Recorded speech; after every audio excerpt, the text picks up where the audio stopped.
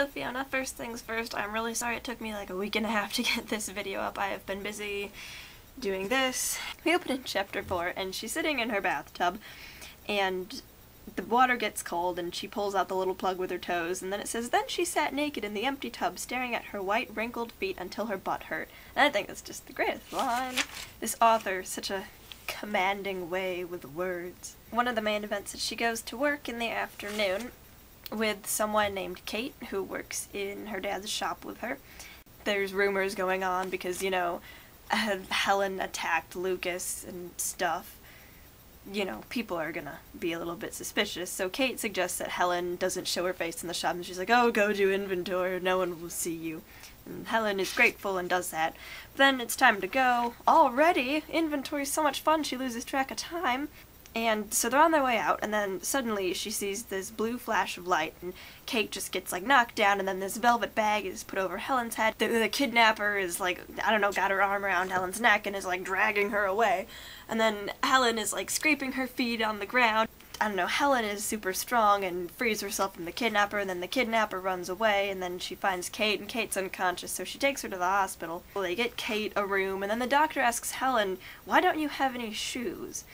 And then Helen's like, "Oh, I kinda, lost him, you know how these things happen." They're like, "Oh, well, we happened to find this shredded pair of shoes," and then Helen's like, "I didn't think I was dragging my feet that hard," but apparently ripped right through the tennis shoe, so they're also suspicious as to how Helen lifted Kate into the car by herself, but it's just details. And Helen gets the idea that Lucas's family was behind it for some reason, so she goes to see him, which is just about the worst idea.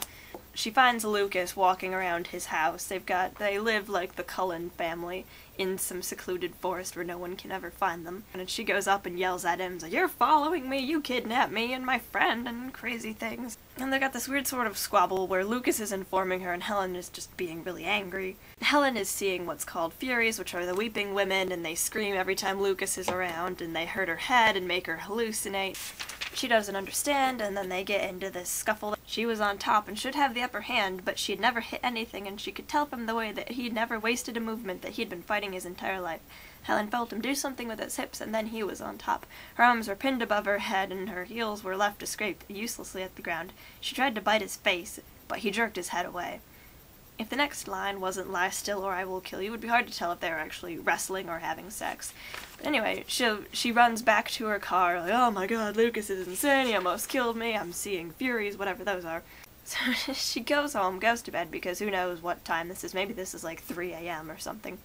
And she's got another dream that she's walking in this, like, deserty, dry wasteland, but she's just trying to find the water in her dreams, we learned, so that might be important. Then she wakes up, throws on a sundress. I love that expression when it comes to clothes, as if you just, like, throw them on, like, poof. She goes on her computer and looks up the Furies, and they're like this creature from Greek mythology, and they will haunt murderers. But the thing is, she doesn't know if they're going to haunt her because she's going to kill Lucas, and that's why she's a bad person, or they're haunting her because Lucas killed other people, and she's a bad person for not killing Lucas. And then I love this next bit. An image of Lucas's face hovering over hers in the dark, his eyes scrunched tight, popped into her head.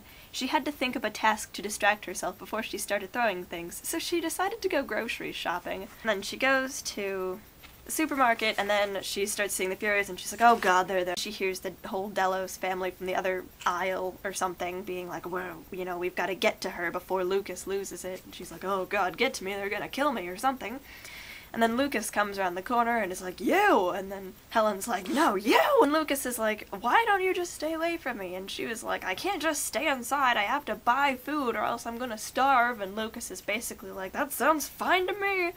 And then she's trying to think, like, how could she avoid Lucas? And she says to him, "We could come up with some sort of schedule." Then she realizes whatever Greek curse thing that has been drawing them together isn't going to be deterred by a schedule. So then she goes home without her groceries, and then this delivery boy comes to the door, and there's a note from Lucas's mom, and it says, "Oh, I'm sorry for my son's appalling behavior." She gets like $100 worth of groceries. She has this realization, I guess at the end of the chapter, her life is now going to be fight and kill or fight and die, and she was like, "You know what, whatever, I don't want to live like this my entire life, so if the Delos family is going to kill me, then so be it." Fiona, I will see you soon.